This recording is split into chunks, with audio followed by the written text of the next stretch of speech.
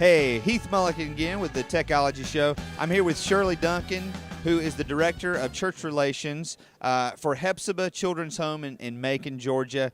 Shirley, thanks for talking with us. I just want you to share a little bit. A lot of people in the Wesleyan denomination don't even know that we have a children's home that has been investing in lives for so long. Just share a little bit about the work of Hephzibah and just share your heart and passion for it.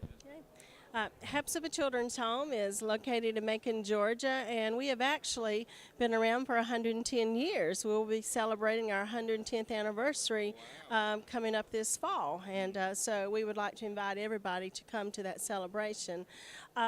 We have been taking care of boys and girls down through the years whose lives have been torn apart by various circumstances, and mainly abuse, abandonment, neglect. And we as a church, we have stepped in and we've tried to make a difference in the lives of these young men and women. We have seen many needs in our society, and we've tried to address some of those needs. And in addition to having just a regular Hephzibah Children's Home, we added a home for pregnant girls, and that has been a wonderful ministry. We've had over 169 girls to give birth to through Hephzibah, through the Elizabeth Home Ministry. And then after the girls gave birth, they could only stay with us for 2 weeks.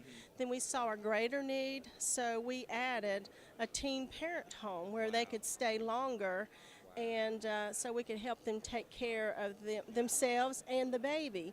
And then we saw a greater need. We had to add 2 more teen parent homes because teenage pregnancy is so high in the state of Georgia. Actually, we were number 1 at one point, being the highest teenage pregnancy rate. So in addition to that, then we added an independent living program. After you graduate from high school, you can stay with us, continue college until you graduate. So Hephzibah's tried to meet multiple needs in our society. And these kids, do they have parents? That's the number 1 question. Many of them do have parents, but the parents are not active in their lives. Some of them don't even know who their parents are, and the parents are incarcerated. So we are the hands and feet of Jesus to many of these young men and women. Now, what are some ways that churches and individuals can get involved in the ministry, whether it's through giving or going? Just share with us, what are some ways we can get involved in helping you guys? Well, one thing that has happened is not only in the financial giving, but many people have come to our campus and they have given of themselves, their time, their talents, and they've helped us in the building program. They've helped us maintain what we have. And they've just given themselves, given time to the young men and women or the children that we have there and spent time with them. Recently we had a group from a church in North Carolina. They came and spent the week with us there, spent the week of Thanksgiving. And there were 35 of them that came, and all families. And they decided they would spend Thanksgiving week at Hephzibah, and they would cook Thanksgiving dinner for our children. And their children and our children got to mingle and mix all week, and so that was a big plus, and that they gave of themselves and their resources. They paid for the meal. Everything they did for us, they paid for it, and it was just a wonderful time. So, well, we wish 110 more and 110 more for it's one of the best things that we're doing as a church. And so now, is there a date for this fall celebration yet, or just sometime in the fall? We'll look out for it. Is there how can we get involved in that? There is a date, and I want to say it's October the 22nd, but I for sure cannot remember exactly. But there will be something in print about that throughout.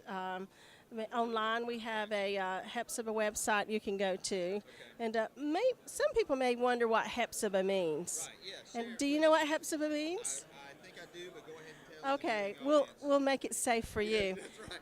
Hephzibah means, in Isaiah 62 verse 4, it means my delight is in her. And so God certainly has been gracious to this ministry.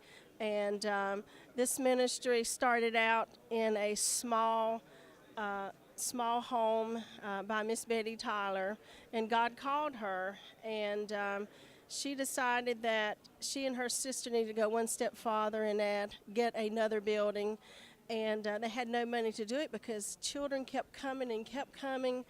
And so Miss Betty Tyler was driving down the road one day, and she saw a building. She said, Lord, that's the building that we need for Hephzibah. She went into a realtor's office, and she said, I want to buy that building. And he said, well, what backing do you have? Do you have a church, a financial institution? And she said, oh, no, sir, I have God. He's my resource. So to make a long story short, Miss Betty Tyler bought 2 buildings, wow, had them paid for within the month, and thus began Hephzibah Children's Home in 1900. Wow. So. Well, God bless you in your ministry and your work, and thank you for the lives that you've invested in.